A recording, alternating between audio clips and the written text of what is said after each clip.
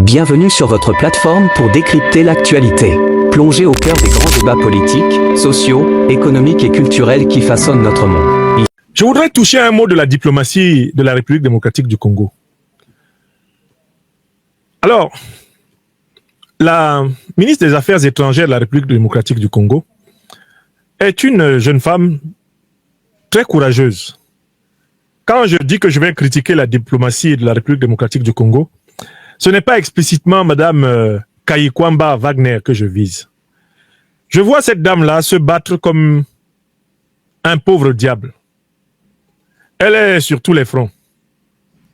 Elle est dans des meetings des Congolaises et des Congolais partout dans le monde où elle va. Elle est dans l'Assemblée générale des Nations unies pour défendre la cause de son pays. Elle est à toutes les occasions devant le Conseil de sécurité pour présenter la gravité des actes qui sont commis contre le peuple congolais. Je ne veux pas dire que cela ne vaut rien. Cette pauvre femme fait de son mieux. Mais celui qui m'intéresse dans cette affaire, c'est celui qui l'a envoyé. Parce que vous savez, un ministre des Affaires étrangères fait la volonté de son patron. Et son patron, c'est le président de la République. En République démocratique du Congo, c'est encore, jusqu'à nouvel ordre, Félix Tshisekedi Tshilombo, qui est le président de la République. C'est lui qui a envoyé sa ministre des Affaires étrangères. Elle ne peut pas être partie seule. Alors, après avoir demandé devant l'Assemblée générale des Nations unies, devant le Conseil de sécurité des Nations unies, devant toute la communauté dite internationale, que le Rwanda soit sanctionné, devant l'Union européenne, que le Rwanda soit sanctionné, on doit s'arrêter et poser la question à la diplomatie de Tshisekedi, et donc poser la question à Tshisekedi. En 1 ou 2 semaines d'activisme diplomatique, qu'est-ce que vous avez obtenu? Est-ce que vous pouvez nous donner un pays occidental? Est-ce que vous pouvez nous citer un grand allié, du régime de Kagame qui lui est tourné le dos après vos 2 semaines, voire 3 semaines d'activisme diplomatique? Madame Kayikwamba Wagner, pouvez-vous nous citer un changement dans la politique extérieure des puissances parraines de l'État terroriste rwandais depuis que vous tournez et que vous parlez? Moi, j'ai essayé de chercher, je n'ai rien trouvé. Honnêtement, je n'ai pas trouvé de changement. Ils ont fait de simples condamnations verbales, mais ils n'ont appliqué aucune sanction concrète. Les États-Unis, la Grande-Bretagne, l'Union européenne, la France, ce sont les principaux financiers du Rwanda. Ils ne se contentent pas de financer le Rwanda en moyens financiers, mais ce sont aussi les principaux pourvoyeurs d'armes au Rwanda. Donc la grande question qui se pose, c'est combien de financements ont été coupés au Rwanda? Financement américain, financement britannique, financement de l'Union européenne, financement français, financement belge. Combien ont été coupés? 0. Quelles sont les sanctions diplomatiques qui ont été prises contre le Rwanda? Y a-t-il eu un diplomate rwandais expulsé des États-Unis, même convoqué? Est-ce que les diplomates rwandais dans les capitales européennes ont même été convoqués à propos des crimes qu'ils commettent en République démocratique du Congo? J'espère que vous savez que rien que dans la ville de Goma, en quelques jours de cette offensive des terroristes rwandais menée par Kagame, on a compté au bas mot plus de 1000 morts. Est-ce que vous savez que plus de 1000 personnes ont été tuées la semaine passée? À Goma, plus de 1000 morts. Est-ce que vous êtes au courant que quelqu'un a convoqué un ambassadeur rwandais dans toute l'Union européenne? Est-ce que vous êtes au courant qu'on a convoqué un ambassadeur rwandais dans toute l'Amérique du Nord? Est-ce que vous avez appris qu'on a convoqué un ambassadeur rwandais au Moyen-Orient? Tous les parrains du Rwanda sont restés fermes sur leur position. Les Congolais peuvent crever par milliers à Goma et ailleurs dans le Kivu Nord et le Kivu Sud. On n'en aura guère cure, comme on n'en a pas eu cure. On en a eu cure de plus de 50 000 Palestiniens exterminés par l'armée israélienne. Il y a eu 50 000 Palestiniens qui ont été tués sous nos yeux là. Qu'est-ce qui est arrivé à Israël? Rien. Rien n'est arrivé à Israël. N'est-ce pas? Ils ont éliminé plus de 50 000 Palestiniens. Et d'ailleurs, actuellement, la guerre continue, malgré les cessez-le-feu proclamés. Mais le Rwanda se comporte justement envers la République démocratique du Congo comme Israël se comporte envers la Palestine. Et la vie continue. Il y a eu 50 000 Palestiniens assassinés et aucune sanction, aucune réduction de financement, aucune privation d'armement, rien. Même la Cour pénale internationale a finalement été incapable d'appliquer ne serait-ce que le début d'une sanction. Le Rwanda est dans cette position. Pourquoi? Mais parce que le Rwanda est le satellite de l'impérialisme occidental, du néocolonialisme occidental, pour déstabiliser le Congo. Si le Rwanda est protégé diplomatiquement, c'est parce que ce sont ceux qui l'ont envoyé, qui tiennent à ce qu'il continue son sale boulot de terroriser le Congo. On lui fournit des armes, on lui fournit de l'argent et on lui garantit la couverture diplomatique. Donc en fait, Madame Kayikwamba Wagner, vraiment ayant essayé toutes les voies classiques de la diplomatie, a décidé par contre d'aller, le régime Tshisekedi est allé maintenant sur autre chose. Oh, il ne faut plus que Arsenal coopère avec le Rwanda.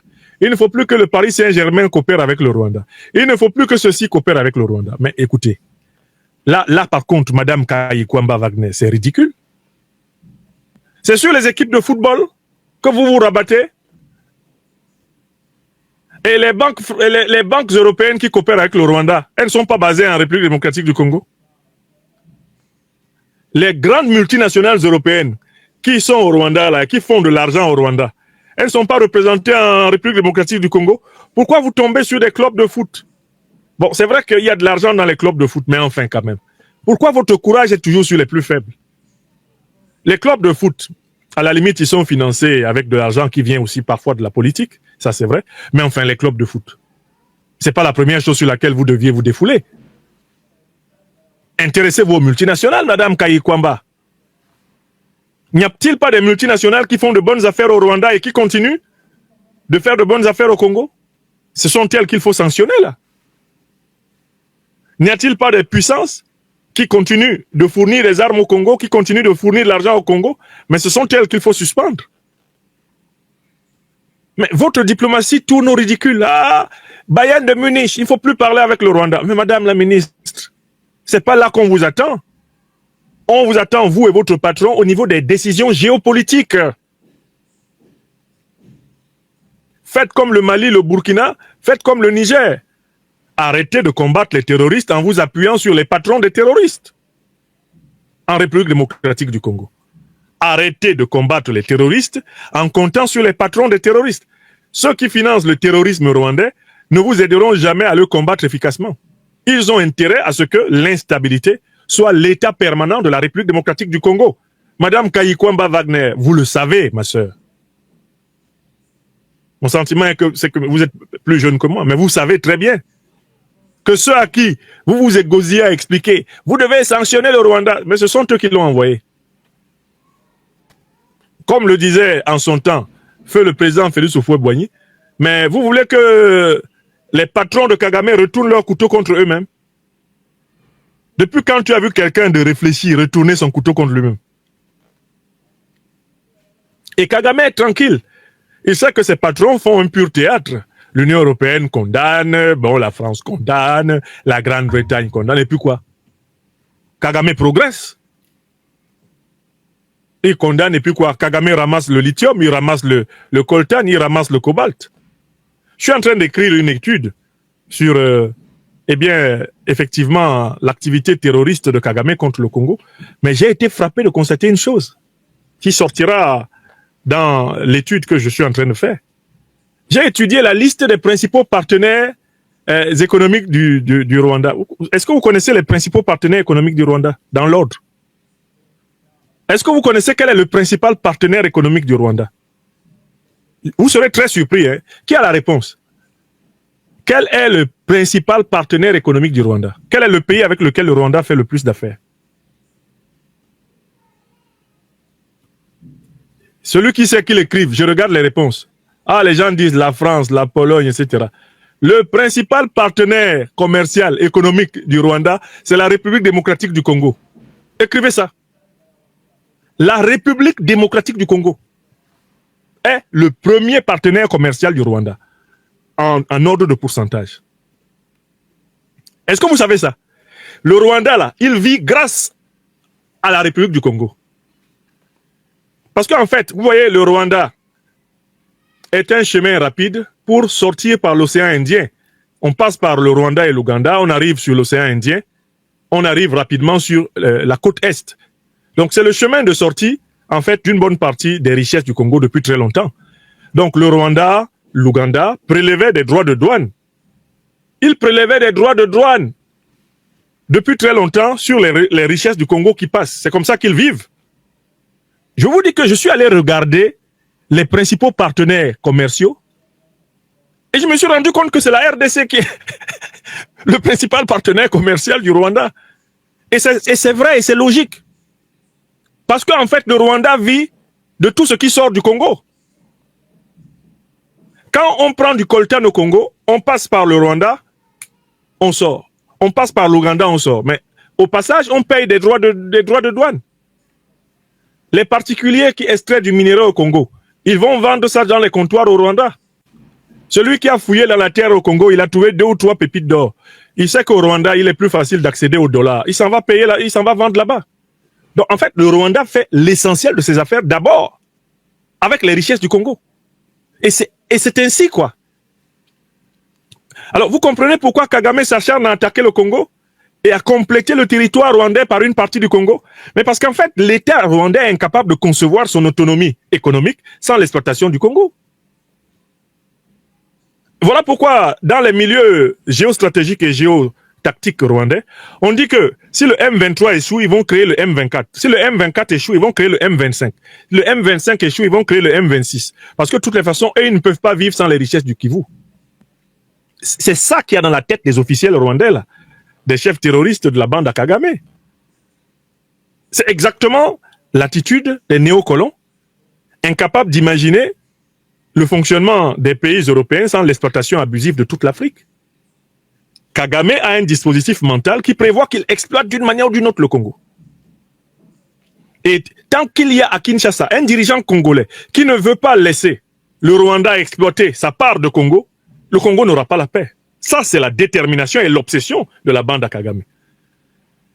Et puis, derrière le fédéralisme, derrière la décentralisation revendiquée par les gens du M23, il n'y a ni plus ni moins que les revendications de Kagame. En demandant une plus grande autonomie pour la province du Kivu, c'est parce qu'il veut imposer à la tête du Kivu, bien sûr les Rwandais, déguisés en Congolais, qui vont permettre au Rwanda de continuer à piller le Kivu, sous couvert de décentralisation. Kagame est un voleur. C'est un brigand, c'est un terroriste. Ce ne sont pas des insultes, ce sont des descriptions. C'est ce qu'il est. C'est un voleur, c'est un brigand, c'est un terroriste, Paul Kagame. Il n'est pas autre chose. Sa politique en République démocratique du Congo est une politique terroriste.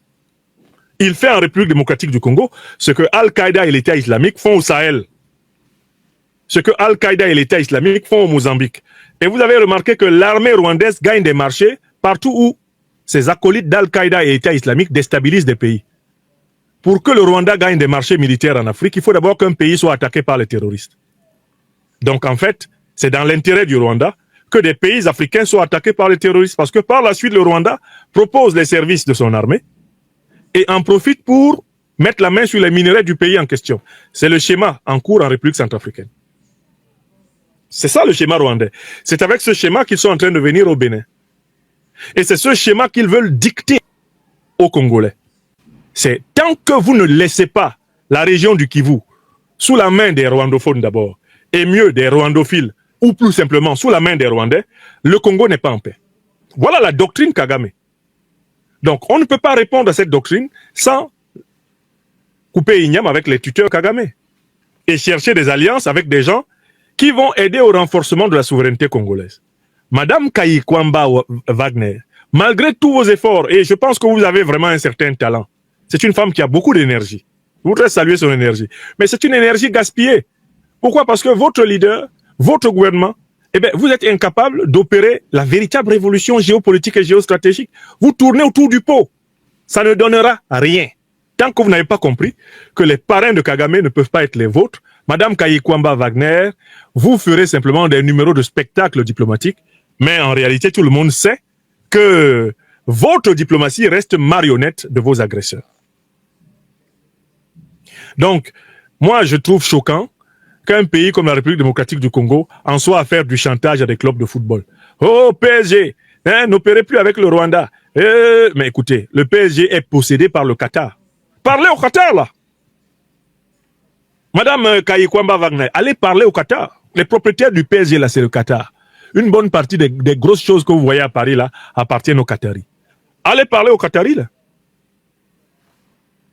Oh, il ne faut pas que comment ça s'appelle, Arsenal, qui est un club en Angleterre, continue ses relations avec le Rwanda. Écoutez, mais parlez au gouvernement britannique. Il n'y a pas un ambassadeur de Grande-Bretagne à Kinshasa. Mettez-le face à ses responsabilités. Rappelez votre ambassadeur en Grande-Bretagne. C'est quoi ces histoires-là?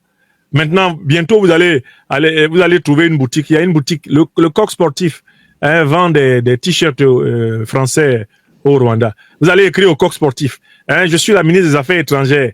Je voudrais demander au DG des Coq Sportifs de ne plus vendre des t-shirts au Rwanda. Ça, madame, ça tourne dans la foutaise ou quoi, là? Vous êtes en train de néantiser la diplomatie. Vous êtes en train de la chosifier et de la rieniser. C'est quoi ça, là? Ah, vous allez connaître la société qui a fait ce chapeau-là. Si elle livre des chapeaux au Rwanda, attention, je suis la ministre des Affaires étrangères. Pourquoi vous vendez des chapeaux au Rwanda? Non, madame, c'est pas pour ça qu'on vous a confié la diplomatie du pays. Agissez sur les vrais facteurs. Monsieur Tshisekedi, il sait ce qu'il doit faire.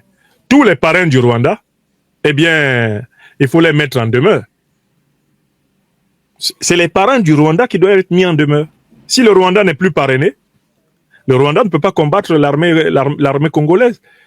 Et l'armée congolaise doit chercher des alliés solides. Donner des garanties au Zimbabwe, à l'Afrique du Sud, à l'Angola, qu'elle veut vraiment combattre. Eh bien, les terroristes rwandais. Si l'armée congolaise était sérieusement organisée et disciplinée, il serait facile à l'Afrique du Sud, au Zimbabwe, à l'Angola, et même au Burundi de l'aider. Et puis le cas rwandais serait résolu. L'Ouganda n'oserait pas sortir dans ces conditions. Mais on a affaire à un gouvernement qui n'est pas sérieux. Un gouvernement qui flotte. Un gouvernement qui passe son temps à chamailler avec des clubs de football. Ah, pourquoi vous envoyez des maillots au Rwanda? Non, madame Kayikwamba, un peu de sérieux quand même. Je préfère à la limite le travail formel de diplomate que vous faites à l'intérieur des Nations Unies. Ça tient quoi. C'est bon, c'est votre rôle, même si c'est un rôle de figuration. Mais vous tombez maintenant dans des lettres à des entreprises sportives. Et qu'est-ce que vous faites finalement? Ça change quoi? Vous avez donc dit ça. Est-ce que Arsenal va se soumettre à vous? Arsenal va se soumettre à vous? Parlez au gouvernement britannique. Enfin, voilà ce que je voulais vraiment dénoncer. J'ai trouvé ça à un moment donné ridicule.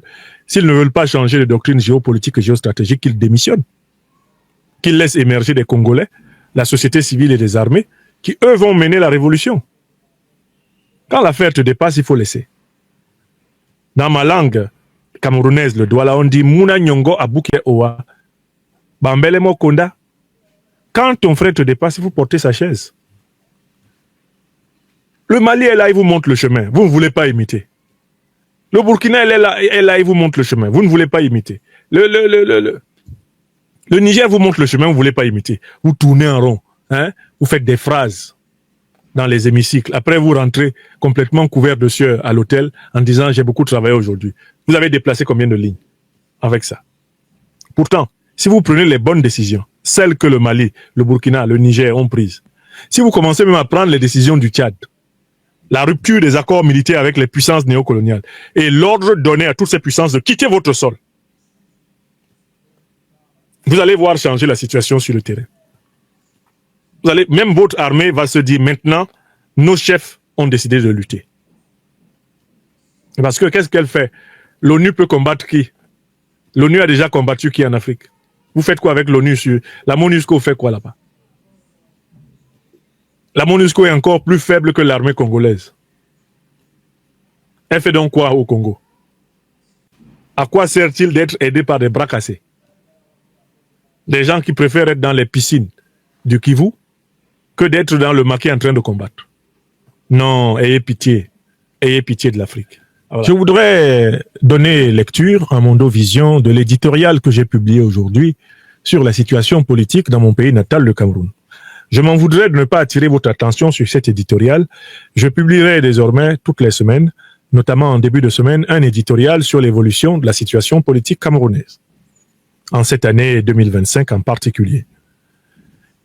Alors, mon éditorial s'intitule « Les deux pôles de la résistance camerounaise, le réformisme néocolonial et le panafricanisme révolutionnaire ».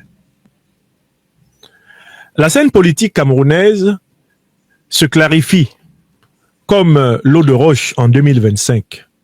D'une part, ceux qui croient que le changement peut provenir de l'usine électorale du régime Biya, Elekam, dont la composition,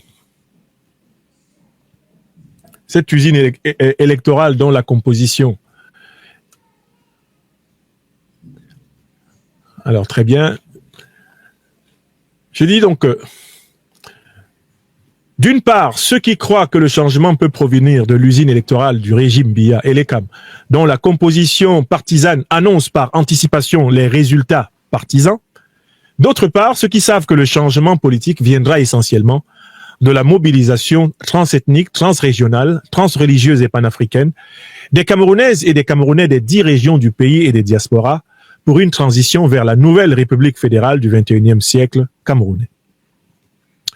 Le réformisme néocolonial, soumis aux diktats néocolonialistes et impérialistes étrangers, c'est le style essentiel du régime RDPC et de ses admirateurs plus ou moins conscients. Eh bien, cette idéologie s'accommode de la croyance surannée que l'organisme électoral à la solde du régime Biya soit capable de délivrer des résultats électoraux reflétant la volonté souveraine du peuple camerounais. Quel rêve! Cette conception miraculeuse du changement populaire se heurte à 40 années de tricheries efficaces du régime Biya aux élections, qui n'en ont plus depuis lors que le nom.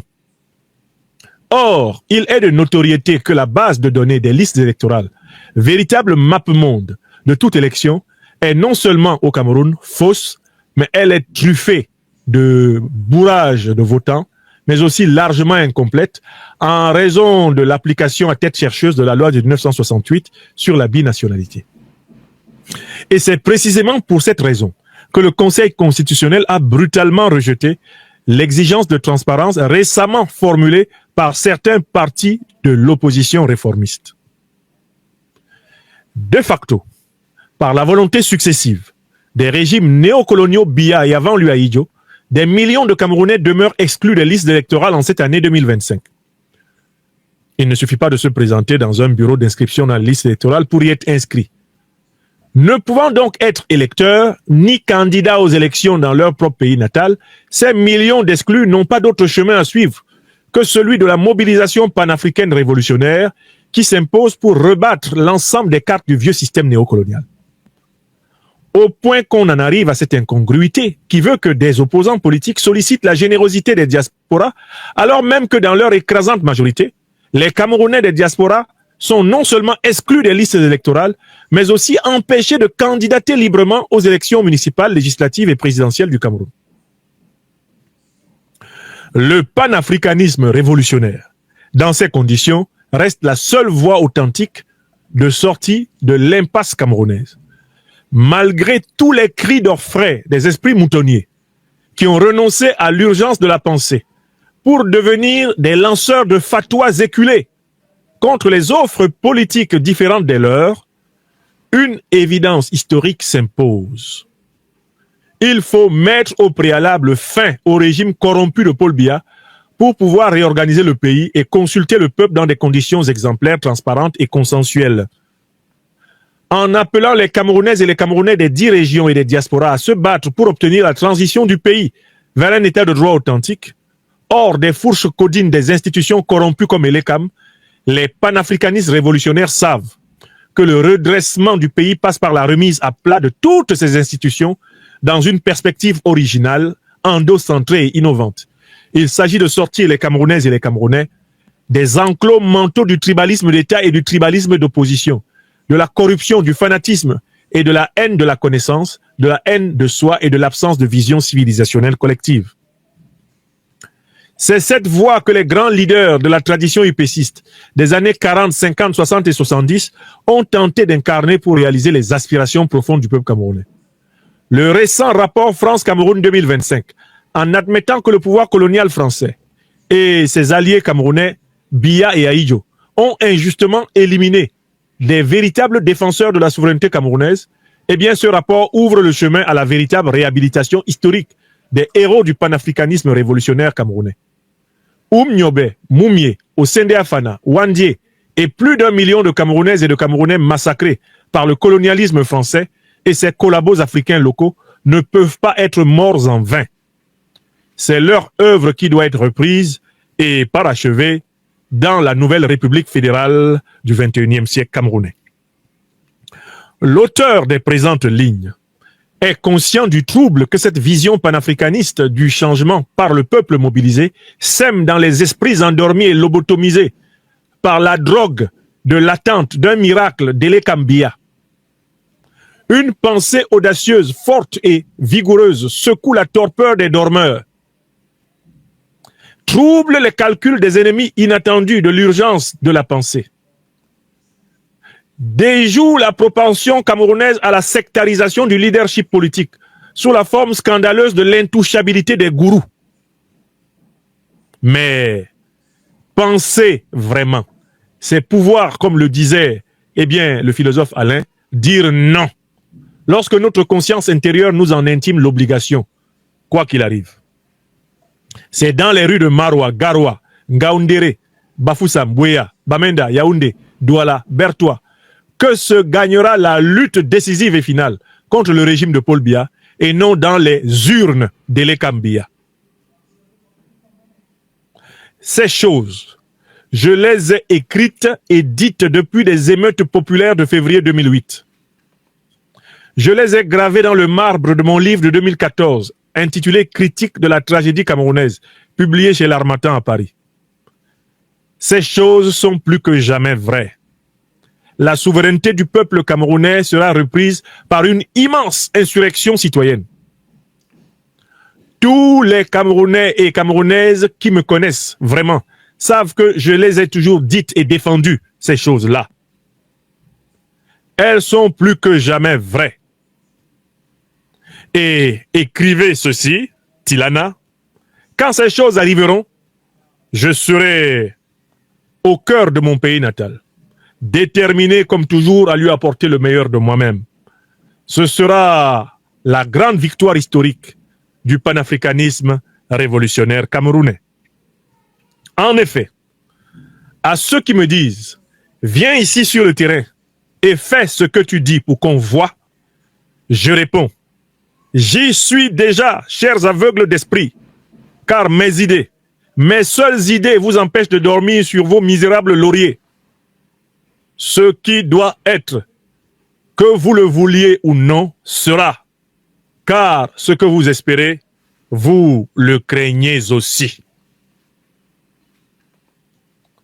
Dieu bénisse le Cameroun. Je suis le docteur Franklin Nyamsi, Wa Cameroun, Wa Africa, président du collectif diasporique camerounais, Rouen, ce 3 février 2025. C'est mon éditorial de la semaine consacré au Cameroun. Le prochain éditorial de la semaine consacré au Cameroun est pour lundi prochain.